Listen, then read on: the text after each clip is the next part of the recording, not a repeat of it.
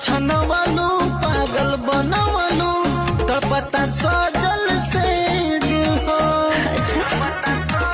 खबर करी हर नाजुक बदनिया कम सिन उमरिया कर अभी पर है जो हो। मन छछनवलू